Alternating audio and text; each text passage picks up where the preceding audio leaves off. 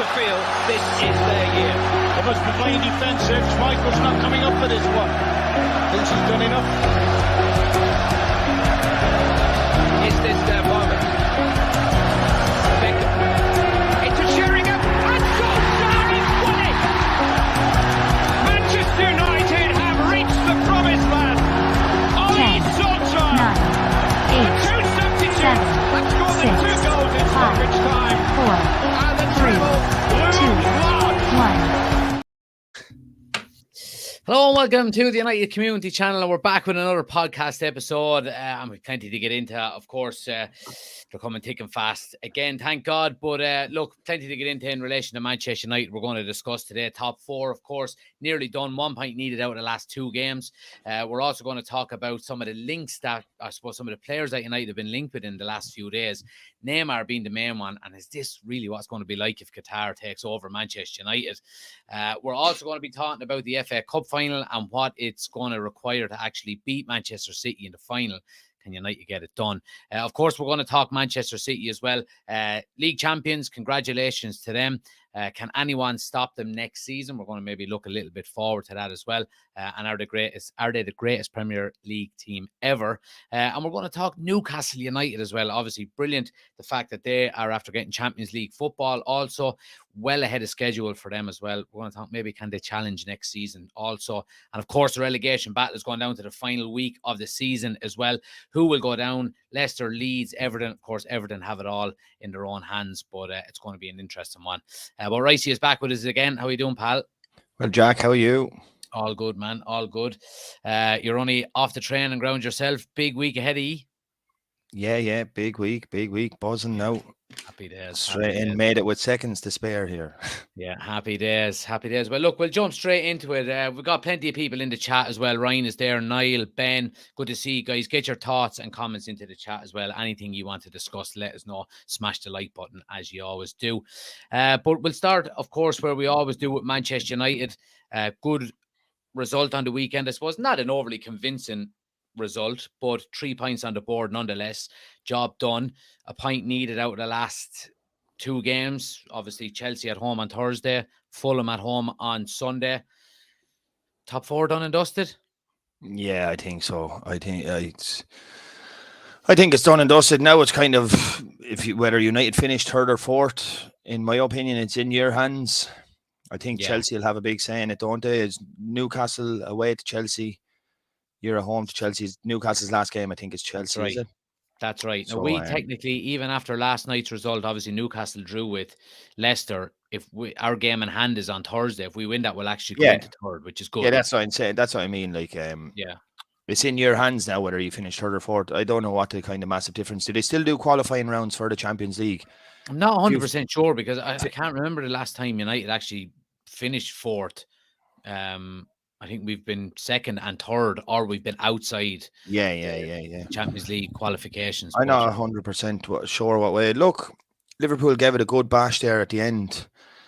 I think even a win if they did beat Villa, I don't think that it may have been enough. But look, it's kind of what Liverpool had a very strong finish to the season. They had a good second half to the season. It was kind of more their early blip that kind of hasn't sitting outside that there now, which, as we'll move on to later on in the show, I can just see kind of like when we talk about Newcastle and all, Newcastle have had a very good season, a very strong season, but they have also benefited from other teams not being up to par. Of course. And do you think there's a big correlation in United season with that as well?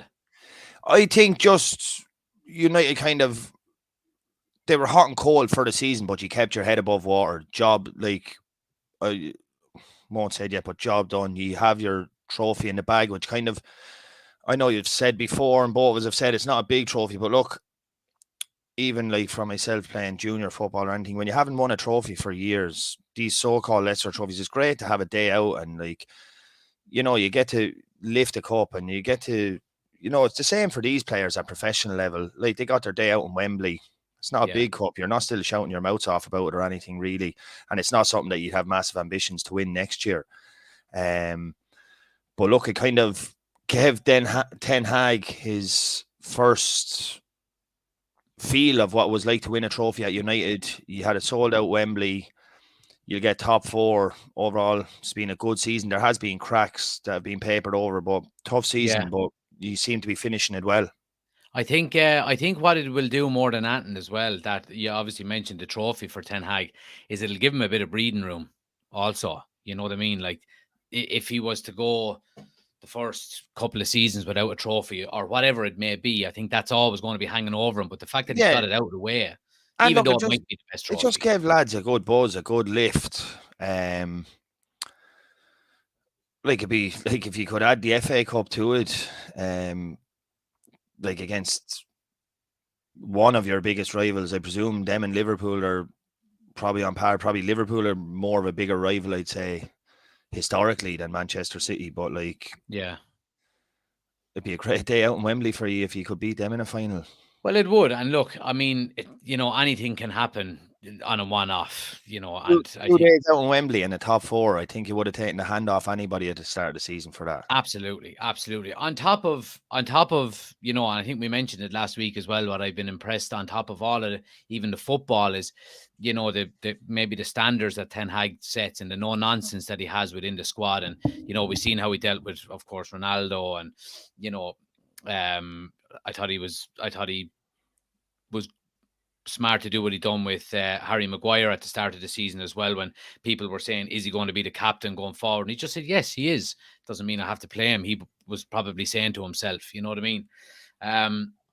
But I suppose talking about the FA Cup final and Manchester City and the mammoth task that it is, I mean, do you give Manchester United any chance against Yeah, well, look, City? it's a 2-horse race. Like, there's 2 dogs in the fight. On paper, you're saying Manchester City all day. My head is saying Manchester City all day. My heart is saying Manchester City. I'm only joking with you, but it'd be So let's get to the bottom of this. You do not actually like Manchester United.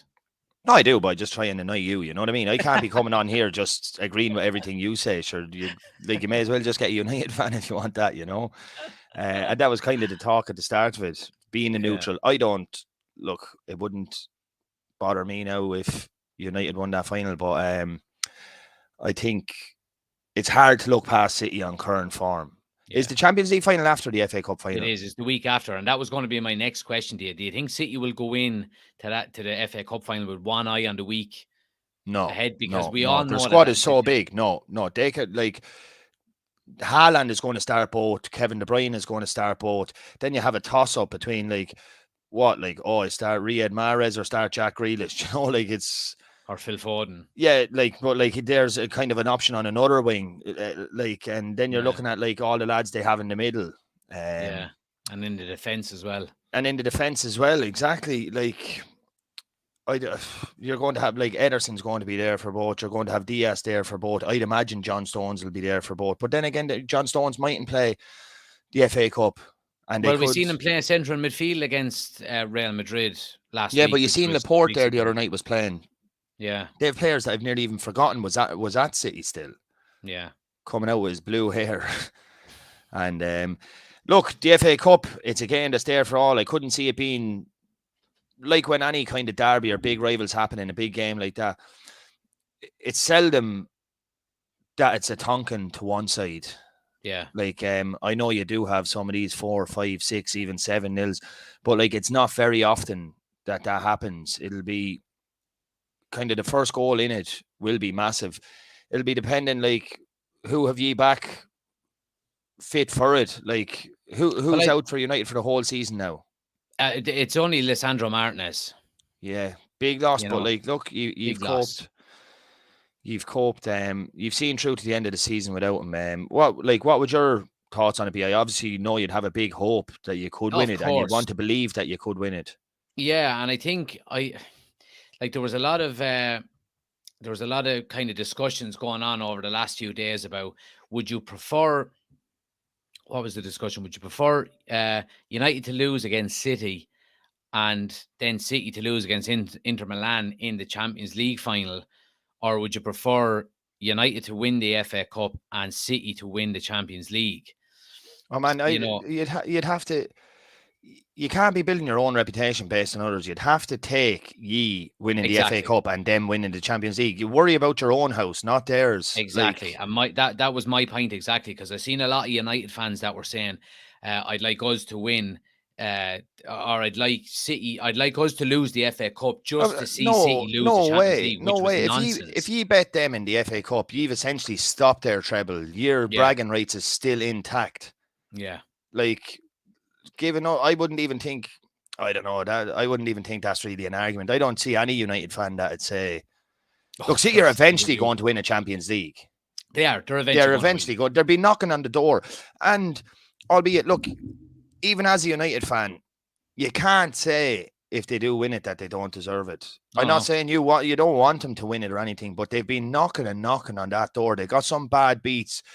They've kind of made some mistakes in the past. They got some bad beats in the past, but then they've kind of learned. Like Pep always kind of learns, and even this new kind of tactic that he's come out with the 3 at the back. And I was reading about this tactic that he has, and it's kind of like that he's going to revolutionize football, and this is kind of going to be everybody's new tactic going forward.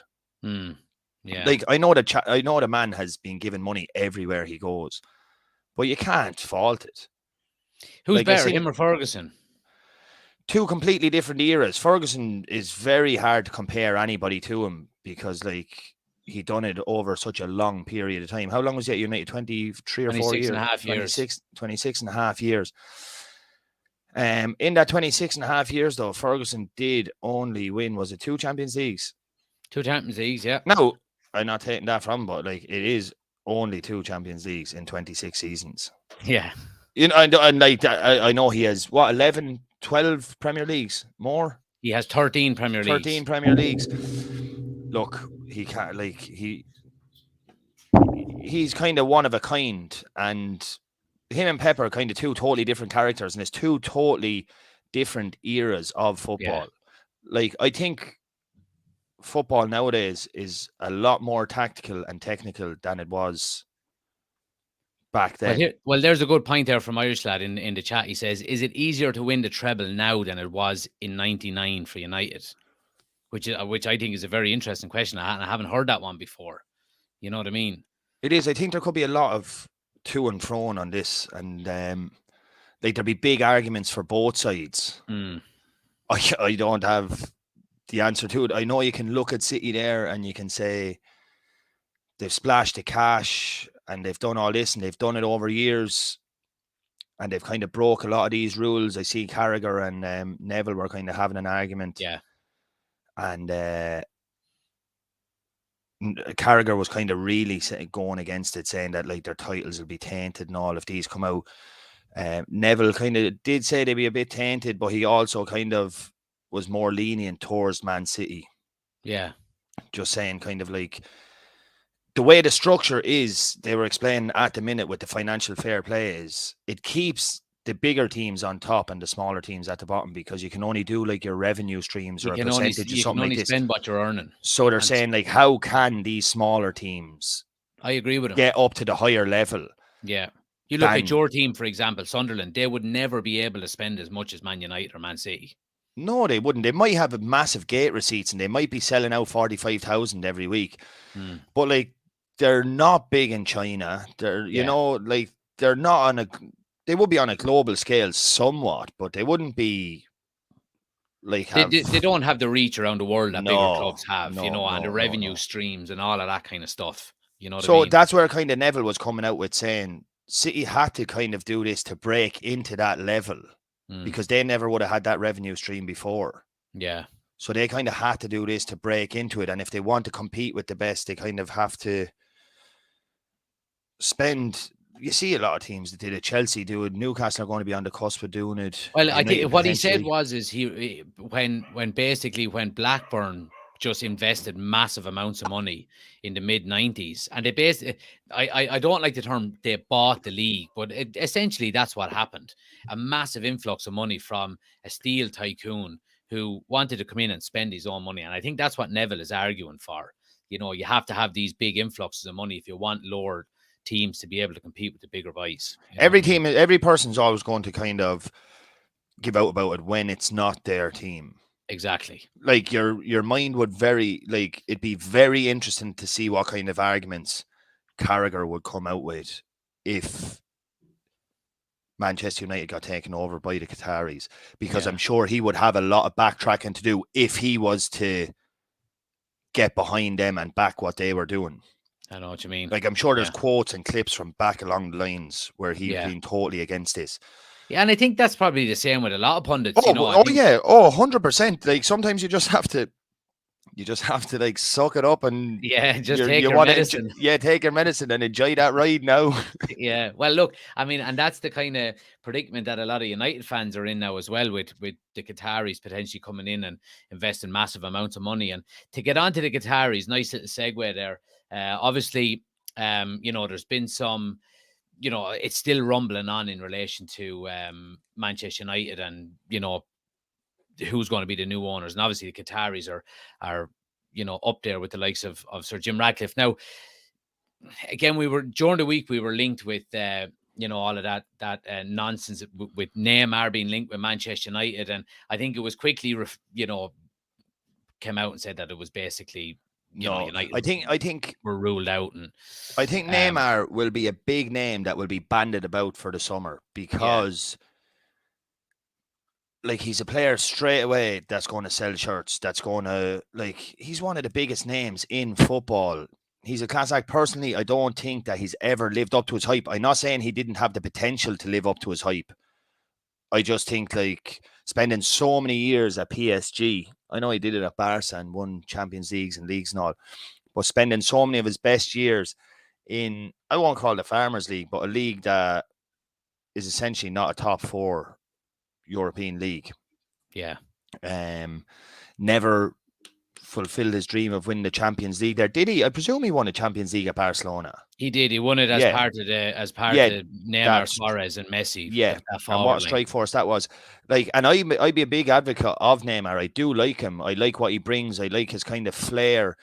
But if Manchester United signed him, there'd be no way you could feel sorry for. Like, they'd be asking for trouble. You only have Ronaldo out the door, and you're bringing in a lad that's probably a bigger sulk than him. Yeah, like, it'd be absolutely asking for bad news. It'd be. But that's the question that I was. I see just Irish lad here. Exactly. He's another Pogba. Like, you know, similar. Like, just the he's a merch seller. Yeah, he's into sell jerseys and. But that's the question I was going to put to you. You know, if the Qataris are successful in buying Manchester United and they're the new owners, obviously they've owned PSG, where, you know, they've already spent a world record fee on Neymar. Can you see, you know, we've heard all of the nice caveats that they're saying about, you know, we want to invest in, you know, in Manchester, and we want, you know, the 9-2 Foundation, and, you know, invest in youth and all of this kind of stuff. But then we're hearing these kind of links with Neymar. Do you think there would be a similarity between their signings with Manchester United, or would they have learned their lessons from PSG? I think if you were to bring the Qataris on board, and I think there would have to be kind of like rules laid out before, not rules as such, because I know they'd own the company, so they own the club, so they could make the rules, but like. You'd have to be finding out, like, are they going to be bringing in these sporting directors? Are they going to be, like, will the manager be the one making the transfers? Or are these lads going to come in, like, prime example, like that lad Todd Bowley at Chelsea? And he came in and said, yeah, I'll bring cash. And he brought cash, but it was like he was, like, playing real-life championship manager. Oh, Arsenal want them. We'll get him. Arsenal have bid 60 million for him. Give him 100. You know, like, give him an 8-year contract. Yeah, we have it. Yeah, thinks he's very smart, beating the system. Seems to have bet the system with that 8-year contract thing, but, like, now he's after signing some players that are absolutely dirt, and they're on 8-year contracts, 150 grand a week. Well, that's the you're playing with fire there. If you're giving a lad an 8-year contract, okay, you're getting around FFP, but you're stuck with him for 8 years if he's crap. Yeah, I see that. Look at Alan Pardew. Yeah. Or Pardew seemingly won that on a game of poker with, what was his name, the old Newcastle owner? Mike Ashley. Geez, when you think about it, like, how Newcastle's fortunes have turned around in the last 18 months. Oh my God. Months. Well, it just goes to show how poorly they were run. I mean, yeah, but to be fair to them, like, they were in the doldrums. They were like bouncing up and down 2 or 3 times from the championship, and now like they're just in absolute dreamland. They don't care where that Wonderland. money's coming from. Absolutely not. And would you?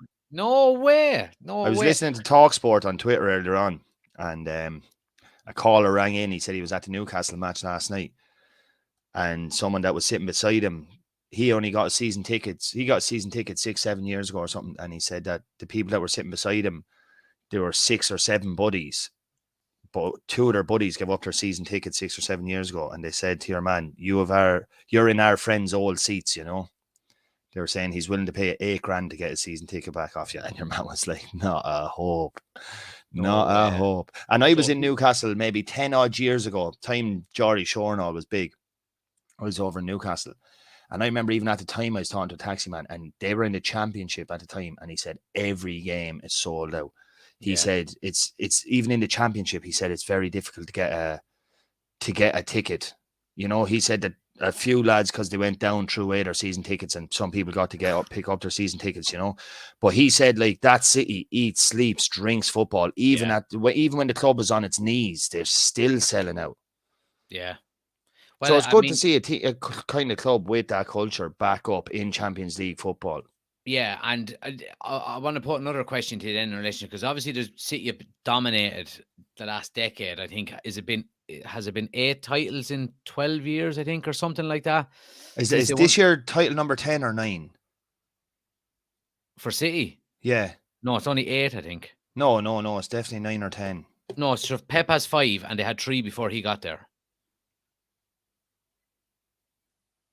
Pep has 5 in 6 years, and they had 3 titles before they got there. Mancini won 1, Pellegrini won 1, and I think that was it anyway. But it is. It's 7 or 8 titles is all they have. I thought I was sure I seen that was no. They're nowhere up at 10. Sure, United only have 13.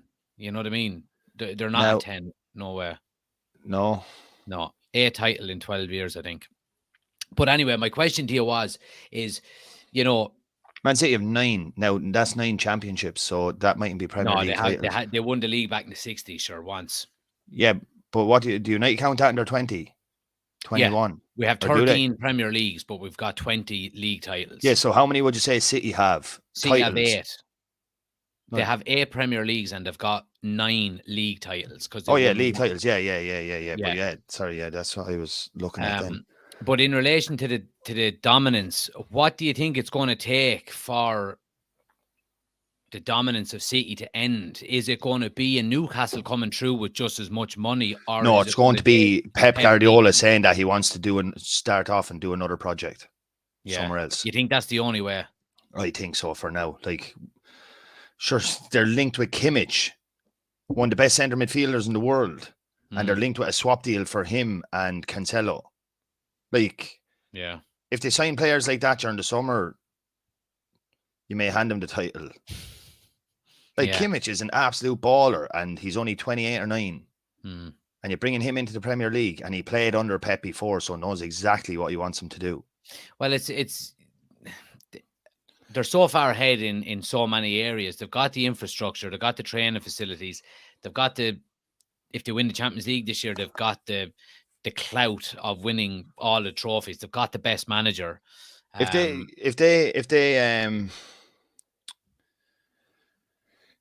like, another massive thing is if they sign on to that boy Alvarez up top, like if they hang on to him, like keeping him as a second striker, he'd be top striker for many clubs in the Premier League. Now, maybe not like your top 4 clubs, but he'd be definitely knocking about starting for them top 4 clubs. Yeah, like if he was at United, he'd be starting up top for United. Oh yeah, he would absolutely. You know, like he's a World Cup winner. He scores the majority of games he comes on for City. You know what I mean? But I have to actually look up who it was. Sergio Gomez, I think his name is, left full for City. I think City bought him for 25 odd million at the start of the season and didn't even know who he was. He was a left back that Pep bought. Then he didn't fancy. He said he couldn't trust him. But that's the way they're able to kind of throw out them 25, 30 millions unannounced. You know, it doesn't even seem like a big deal. Like if you have someone there, like I won't don't even go like if Brighton were signing a player for 30 million, it'd be a big deal to Brighton. Mm. You know, I know they're Well, not on par with But City now. that's the one thing I would say about City is that, all right, they've spent an awful lot of money on players, but they do tend to get decent money back for players that they Yeah, sell on. They You know what I do. mean? They do. I Whereas see if him you look linked at there as well. United, With we've had 5 or 6 players in the last 12 to 24 months gone on freeze. We just can't get rid of them because we're giving them too much money. run down their contracts. Yeah, Ben makes a good point here as well. If City win the Champions League, what has Pep got left to do at City? Maybe another year, and he might think, next job, please. Yeah, I do agree with that myself. Potentially that he might do that. Like, look, what did you say? He's won 5 out of 6 leagues. Like, he's absolutely proven. If he wins his Champions League, he has nothing else to prove in England. But like, where would he go? He seems to be enjoying himself a lot there. He seems to love Manchester, and I do think that is the kind of main way that City will kind of that people will catch up on City. Obviously, teams will improve the whole time, but like to do it through the course of 38 games when City have a squad with that depth and that season. This time last year, people were saying, Grealish, he's a flop. Grealish could be in Premier League team of the season this year. Yeah. Like, he's been unbelievable. He's an absolute baller. He's bought into what Pep wants him to do. But other teams couldn't afford to give him the time and the kind of accountability that City gave him.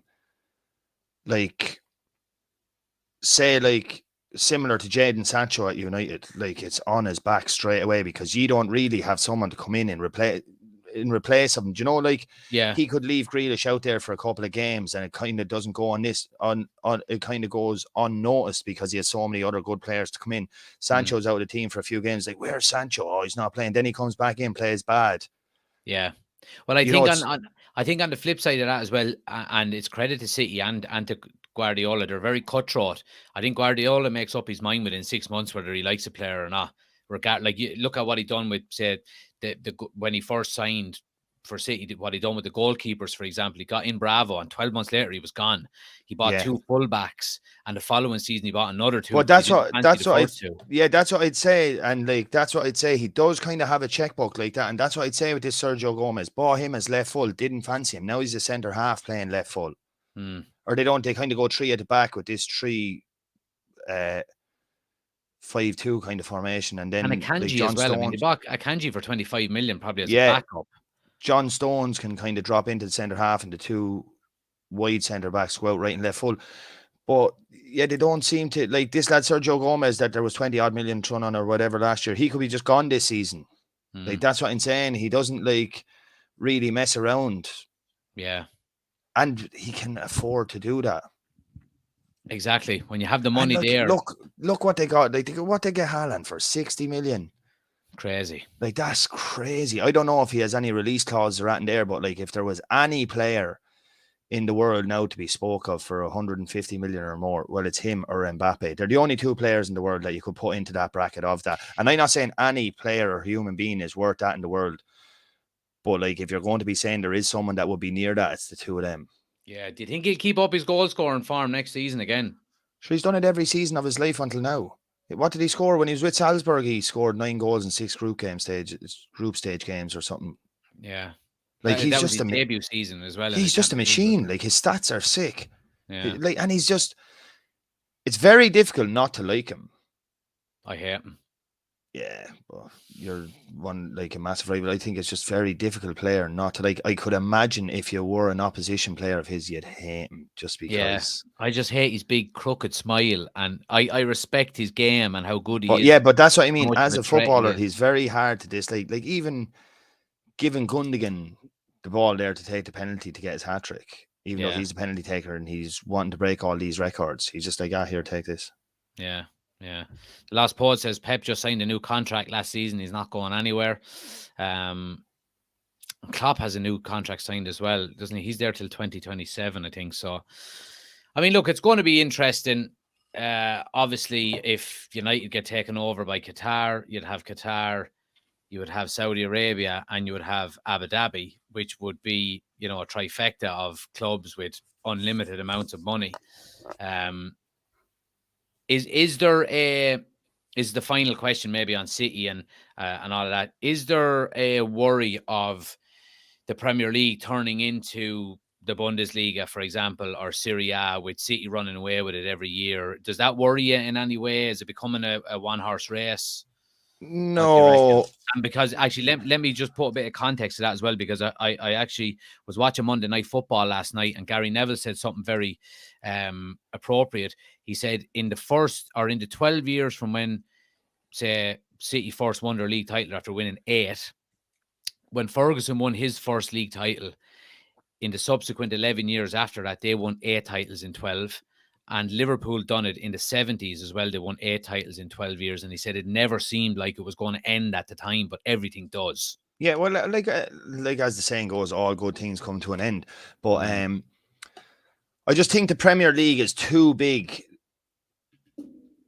to let that happen to. Like, there's too much money involved. There's too much, like, more and more people will be wanting to invest in Premier League clubs. Like, it's Newcastle now. 2-3 years down the line, it's going to be something else. Like, there's clubs there that are like, that are hidden gems. Like a club like Spurs, like prime example, and they have the stadium already. But it's just, if someone could deal with him to get Levy out. And look, you have to give Levy credit, to be fair, to where he got the club on the business side of things. Yeah, on the business side of things. But sometimes you do need to get something to push, to kind of push on, as we'll talk about in a bit. That's what I believe maybe with Newcastle and Eddie Howe, even though you could talk about him for manager of the season out, but we'll talk about that in a few minutes. But that's just, like, you talk about Spurs, they're a London team based in London. What players that are coming to the Premier League don't want to live in London?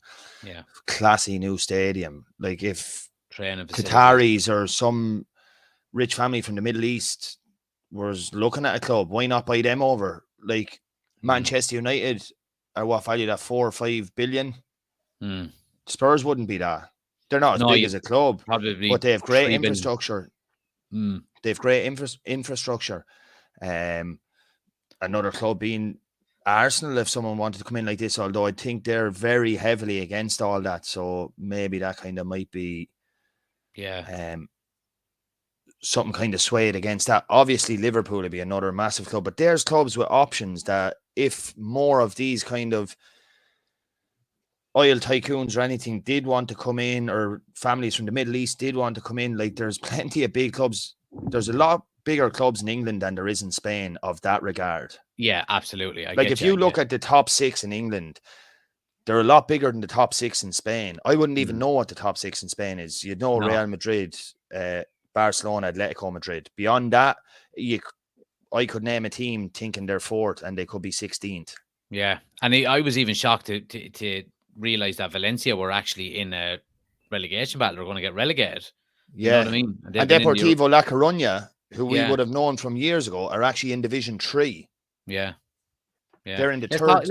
Let's talk about the Liga for a second while we're on it. And obviously all of the racist abuse was given to Vinicius Jr.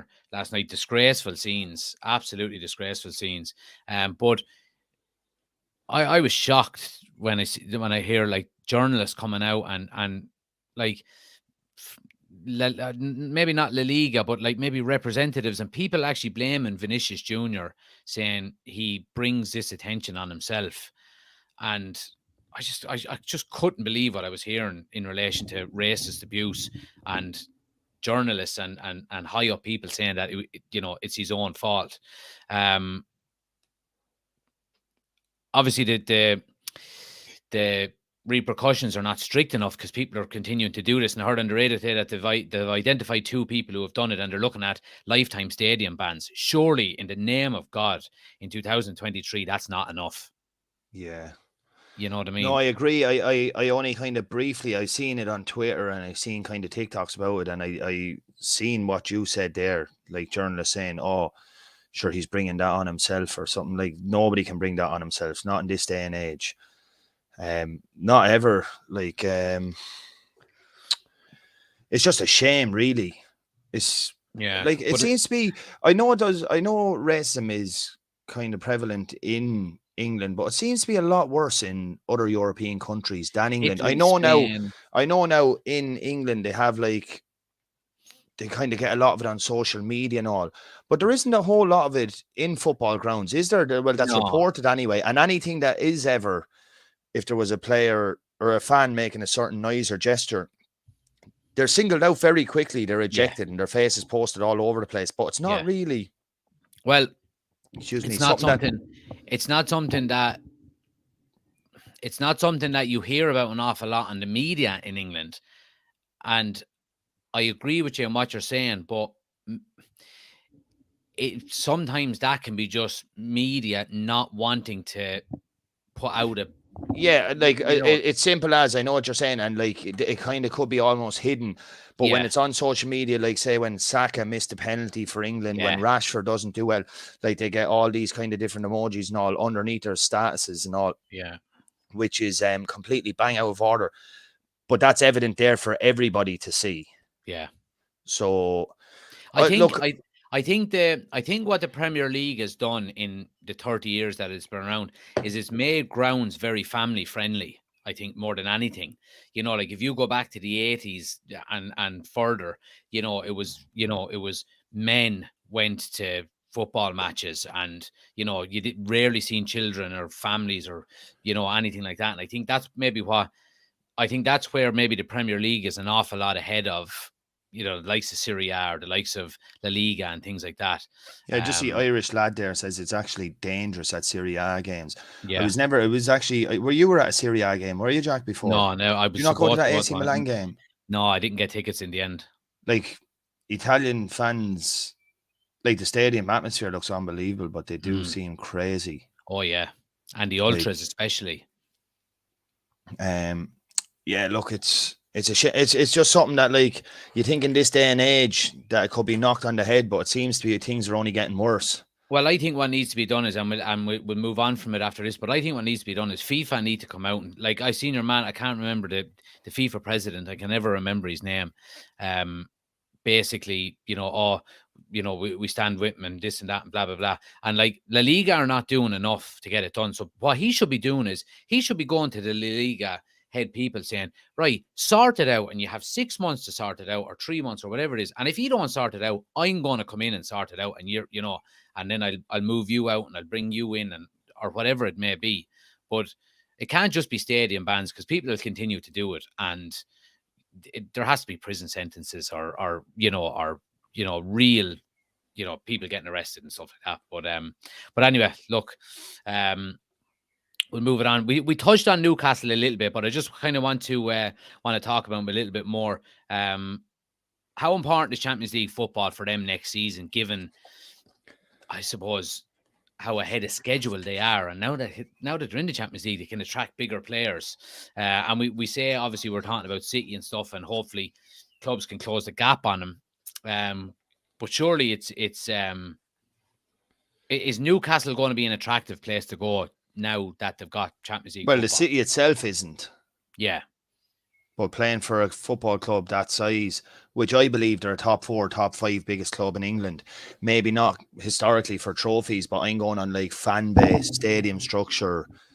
Like you'd be saying the two outright are Manchester United and Liverpool. You'd have to put Arsenal up there too. And like I'd say Chelsea are kind of newish money.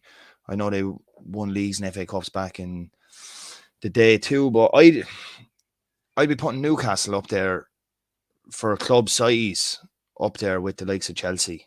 Not on par now with Liverpool, United, Arsenal, but I'd be putting them in top 4, top 5 biggest clubs in England. So it's great to see them. I won't say back where they belong, because like it's not as if they were ever consistently there, but yeah, to have football kind of up there in the Northeast, Champions League football, like it'll be great. It's a fantastic stadium. As I said earlier on, they eat, sleep, drink football up there. Attracting players. I remember, I'm a Sunderland fan, as you know, so I remember Roy Keane saying before, like when he was with Sunderland, now this was even when he was in the Premier League, but I know Sunderland weren't in the Champions League or anything, but he said even trying to attract a lower caliber of player up to Sunderland, yeah, He said none of them wanted to live up there. He said it's always cold, it's always rain, and it's always cloudy.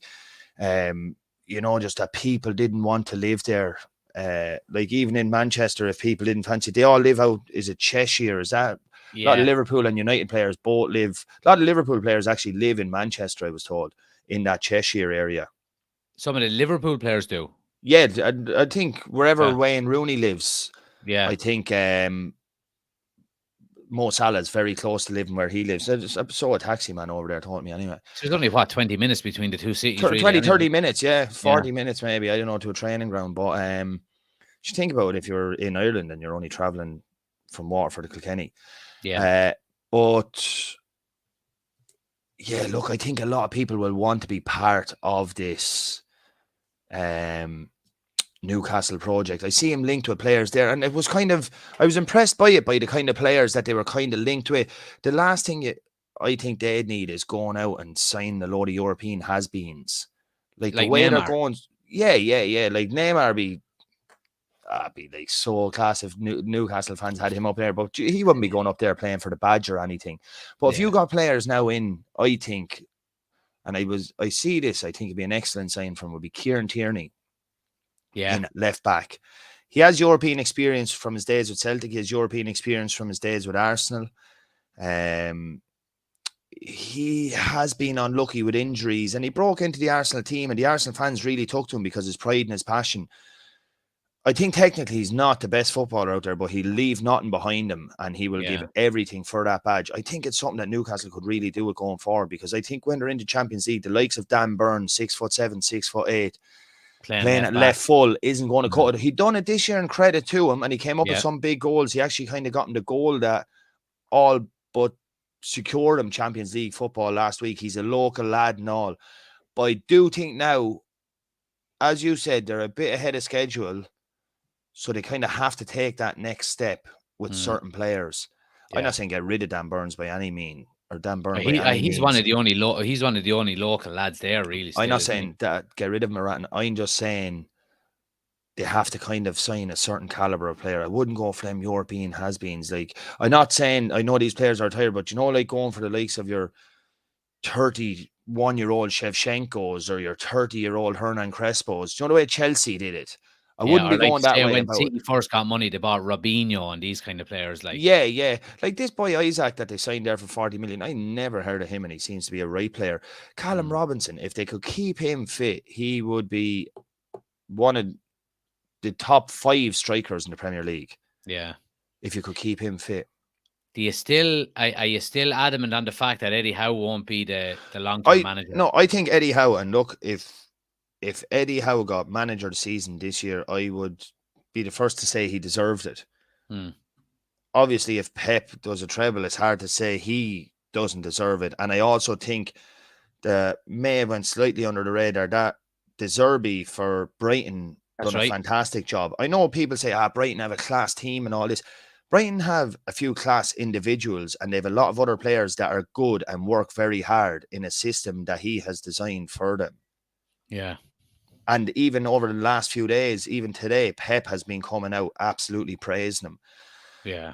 He's done. Well, there's the Irish lad says it there. He says, how long can Eddie Howe hang on to the Newcastle job? If any top manager becomes available, do you think Newcastle will be straight in? Yeah, this is what I said, and this is probably your point. This is what I said on the pod last week, Jack, wasn't it? I just said that I feel, I think in 18 months' time, if even, I don't think Eddie Howe will be the Newcastle manager. He's done a fantastic job, don't get me wrong, but there's... Now, does that mean you think they're going to maybe miss out on top 4 next year, or like will? Well, I think top 4 next season. I think top 4 next season. Next season, he has set the bar now. Yeah.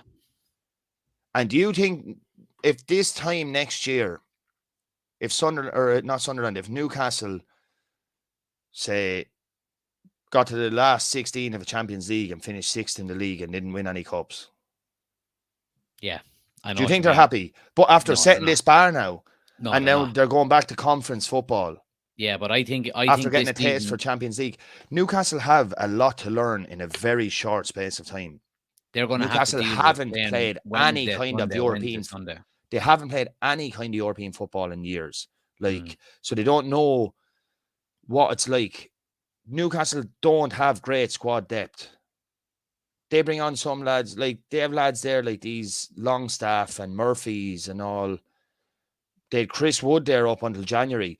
They are a team that have worked very well together this year. They have some ballers. They have Bruno Gameres. They've, as I said, Callum Robinson. They have your Fabian Schär back. I think they have a very good goalie.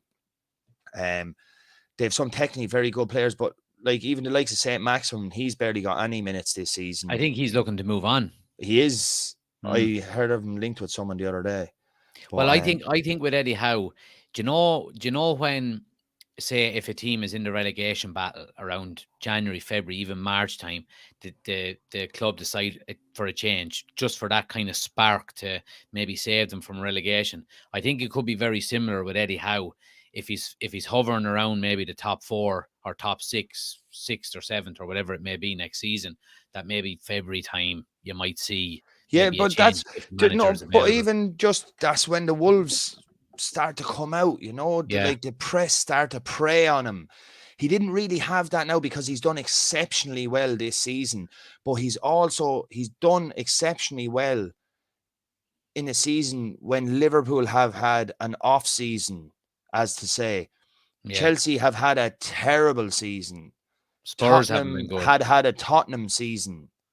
Like, there's like, if you look at the top 6, I think I'll just check the table. I think Villa and Brighton are in the top 6 or top 7. Yeah, Brighton, Liverpool, Brighton, and Villa make up the top 7. If I'm just looking at that table there, I think it's absolutely brilliant for English football to have clubs like Brighton. I seen that De Zerbi give an interview and he said, "We don't want conference football. We want European football." Yeah, well, there you go. Let me put it up on the screen. So there's the manager of the season contenders. We have Mikel Arteta, De Zerbi, Unai Emery, Pep Guardiola, Eddie Howe, Marco Silva. Who are you giving it to? Now, obviously, let's take Pep Guardiola out of the situation for a minute because he could still go on and win a treble. But let's say on the basis of the season so far. I'm surprised. There's pros and cons. I wouldn't be giving it to any of the bottom 2 there anyway. Marco Silva, look, he's done all right. I'm surprised he's in it. I mean, Fulham are in 10th. Yeah, Fulham are in 10th. Now, Fulham were very, very good until that Mitrovic suspension. Yeah. Like, that really killed them. Like, you're taking out their talisman, you're taking out their goal scorer. Like, even though he mightn't have been bagging goals every week, he's like a massive part of that. I just see here, Irish lad, Villa's a sleeping giant. Villa is, I have a big soft spot for Aston Villa. I just love that old school stadium, Villa Park. Do you know, the 4 stands just... There's actually a lot of Aston Villa supporters in Kilkenny, but Aston Villa now back in European football, if they can manage, they're playing Brighton. So that's actually massive. They're playing Brighton this weekend. Yeah. Villa are home to Brighton. Brighton are guaranteed football anyway, guaranteed Europa League. I'd like to see Villa beat them. I wouldn't like to see Tottenham pip them. Tottenham don't do anything in Europe anyway. Like, having even conference football will be brilliant for Aston Villa. I'm still here, I think, am I? Yeah. Yeah, it's just my camera's gone. Yeah, no, I can still see anyway. But if you look, like the conference at the start or last season when the Conference League was brought out, or the season before, people, I was kind of saying, "Oh, what's this? It's, you know, absolutely kind of trailer park European thing here." But now you see the likes of West Ham and they're getting to a European Cup final. The likes of Villa who could be involved. I think it's. Well, you look I at actually think it's a brilliant tournament now, and it goes back to what we were saying about United winning the Carabao Cup. Obviously, you know, it's not the trophy that everyone, you know, drools over. But you say that to West Ham with the Conference League when everyone is saying the Conference League. But you're going to have 5,000, which, by the way, I think it's disgraceful that they only got 5,000 tickets for the final. Yeah, but the stadium's only 20,000 seats. Exactly. I mean, it's stupid. You know what I mean? You're creating a competition for teams that have never basically been in a European competition before, and you're playing a final in a 20,000 seater stadium. It doesn't make sense. You know what I mean? But if you were to say to any West Ham fan, would you take Brighton's league, would you rather be Brighton now, or would you rather be West Ham? Brighton obviously up, in 6th place or whatever it may be, or would you be, we were fighting relegation for the majority of the season, but we could potentially win the European trophy? I guarantee you every one of them would take the European trophy option. Oh God, they would. But that was Brighton's position. That was West Ham last season. Yeah. And as you can see, West Ham may have faltered due to progression in European competition. I know last year they'd done well. They finished 7th or 8th, and they got to the semi-final of the actual Europa League last season. But look, I think the European adventures, like Brighton as well, they have young Evan Ferguson up front there. Like, could be coming up against some big European defenders. I think the more English teams in them European competitions, the more interest I'd have them anyway. Not that I'd like to see the English teams kind of do well in them but competitions. you'd watch them. I wouldn't watch the Europa League Conference final. Not that I wouldn't watch it. If it was on, you might glance at. But if West Ham are in it, I'll actually watch the match. Yeah. If AZ Alkmaar were playing and Fiorentina or someone, we're playing it, you wouldn't even have it on. No.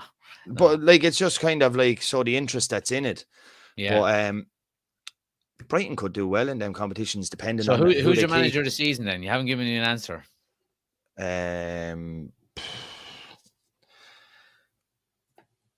Look, you'd probably have to go Eddie Howe. Like, Mikel Arteta has had a great season, but at the end of the day, he's got Arsenal back to Champions League football. Gave a good title push, to be fair to him. I know people on about bottling and all, and I know there's a big gap in the difference now, but for the whole season, if he didn't do it, City had the league won at Christmas. De Zerbi has done very well getting Brighton there. He's my manager of the season. And why, just out of curiosity, I don't disagree with you now. I think that's, I was having an argument with one of my mates, Billy, the other day, and I was kind of saying what you're saying. I was saying De Zerbi could get it. But what would be your argument on him over Eddie Howe? My argument on him is that Eddie Howe has had a full season to implement how he wants to play, and De Zerbi hasn't. And I think for, obviously, they got to an FA Cup semi-final, and I think the way he plays is brilliant. I don't know. I like his intensity. I like the way his team plays. Maybe it's just I have a soft spot for Brighton as well. I don't know why. I've always liked him, but I've just been really impressed with coming in mid-season when a manager leaves, and Brighton could so easily have crumbled this season, and I think a lot of people were expecting him to do that once. Once Graham Potter left. Harry Potter. Yeah, and I think De Zerbi coming in and stomping his authority on that squad so quickly, getting them playing brilliant football. They had some really, really positive results this season. So I'd give it to him for that reason. And I think Unai Emery would probably push him close in my eyes as well, because he done something similar. Like when he took over Aston Villa, they were in a relegation battle. You know what I mean? Yeah, they were. And, He has really stabilized them. He's got them European football. Look. Yeah. It's been a good season for the smaller teams. Yeah, absolutely. I want to finish finally on just a little maybe, I suppose, news story that's been circling in relation to United the last few hours, and it's in relation to obviously an Irish player, Evan Ferguson. United eyeing a potential move for him in 2024. What do you think it would mean for the player himself? Obviously, we'd all hope he does well and have close eyes on him. I think it'd be brilliant for me specifically as a United fan, having an Irish player back playing with United again would be brilliant. But that should be great for the whole of Ireland to have a player, to have one of our international strikers playing at a top 4 club. Like, if you had like an Irish striker playing week in, week out for United, Liverpool, Arsenal, City, it'd be great. It'd be some boost for the country, with things going forward. It's just, he's done the right thing for now. Yeah, absolutely. With Brighton, he's done the right thing by staying with Brighton. see if he can replicate this season again next season, which I think he will. If he done exactly what he done this season next season, it'd be unbelievable. Like, he's had a phenomenal season. You'd be talking 80 million next year. You'd be talking, but that'd be also nonsense. Like, realistically, that'd be putting some pressure on him. But his next move is vital because he is eventually going to move. I don't know. Depending on how Brighton do next year, it's like you'd have to be buzzing. You have to be buzzing for the yeah, you would. And I think football. I think he would suit United very well. I think specifically if United go and get Harry Kane this summer, I think going for him next summer is a good idea because Harry Kane is probably going to be 3 to 4 years max at Manchester United. And I think it would be brilliant for him to come in for a season or two, watching the likes of a Harry Kane playing as the main striker and then saying, when he's 21, 22, right, Harry, step aside.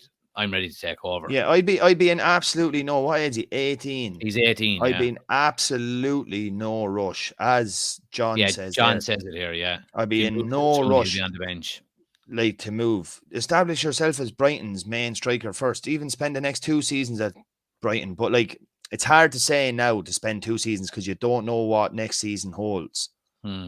Just see it this time next year. Like, he's not in a rush anywhere. Just hopefully he has a good agent and and look, I think it's his father actually that's his agent, but I think European football will do him the world of good as well. You know what I mean? So it can only be a positive thing, from our standpoint. Obviously, he made his debut for Bows, I think, when he was 14 years old. For Bows men's team, first team.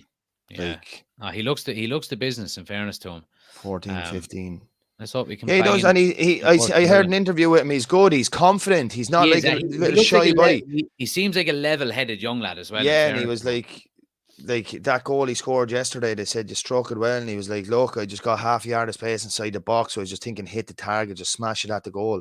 Yeah, which is like, look, you'd have to be. But hopefully, if only we could get now a few more players with Ireland, might get another Euro 2016 on the road again. Oh, Jesus, that was unbelievable over in Lille. Never forget it. Right, Ricey, I think we'll leave it there, will we? Jackie, thanks very much. All right. No bother at all. Thanks to everybody for listening as well, guys. If you haven't already done so, please hit the thumbs up button if you're watching live. Hit subscribe if you're new to the YouTube channel. If you're listening back to this at a later date on whether it be Spotify or Apple Podcasts, whatever it may be, please do follow and give us a 5-star review. Helps out the channel an awful lot.